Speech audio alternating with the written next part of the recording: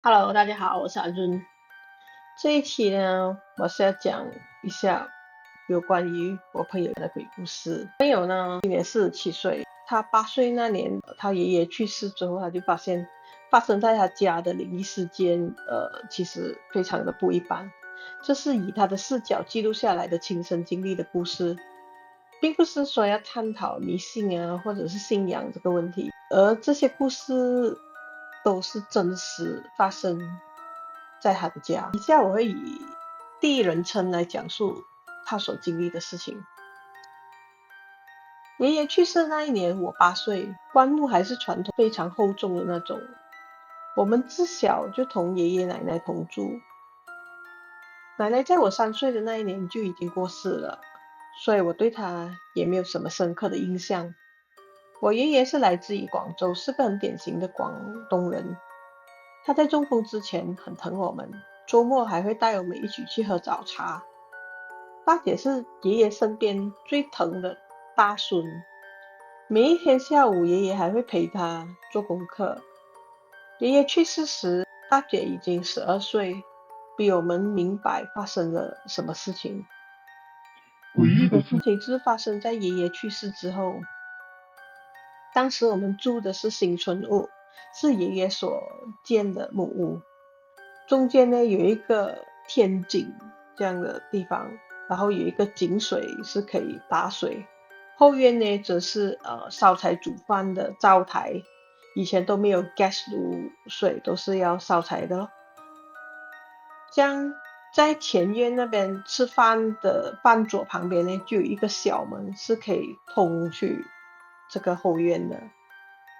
这个小门就有那个文网可以半透视，所以晚上时就可以看到后面黑黑暗暗的后院。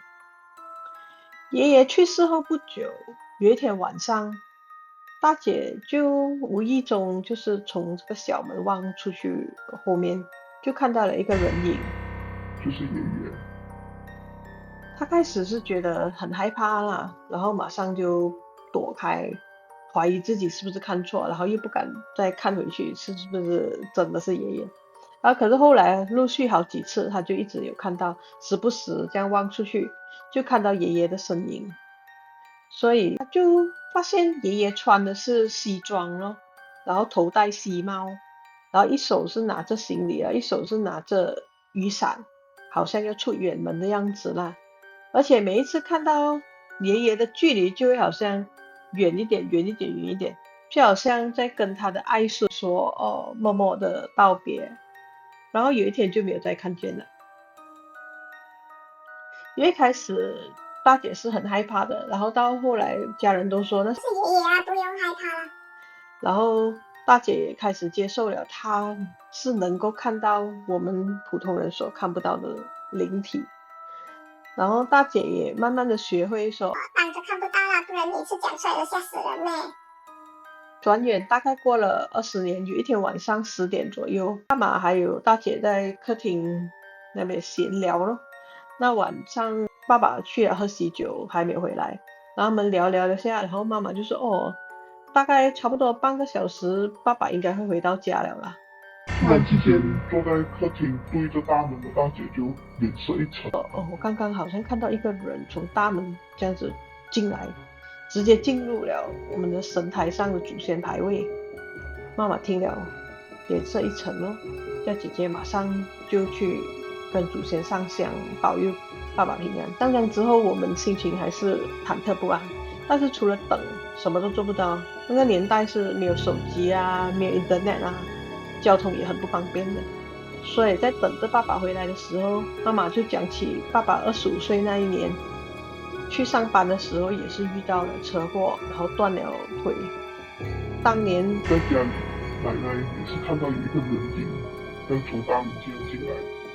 所以他就有预感，爸爸这次肯定也是出意外。果然，大概1个小时过后，我们就接到了他打来家里的电话，说爸爸坐摩托车回来的时候不小心掉进了水沟，已经送到了医院。那么大姐所看到的到底是谁呢？是不是跟当年奶奶所看到的同一个人呢？之后呢，我才知道爷爷当年过来南洋的时候，家乡里是还有个弟弟的，就是我的叔公。但是叔公年纪轻轻呢，身体就不是很好，所以没有结婚生孩子。爷爷就决定把爸爸过起给叔公啦。但是当他们买了船票打算把爸爸送回广东的时候，就接到消息说，叔公已经过世了。虽然爸爸还是留下来在马来西亚，仪式上呢，他还是算是叔公的儿子了。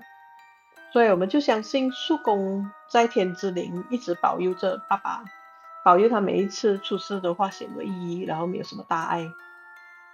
那一次的意外，爸爸的眼皮啊、嘴唇啊都缝了好几针，脸肿到好像猪头这样。但是他恢复过后一点疤痕都没有。果然真的是有祖先保佑吗？信不信由你了。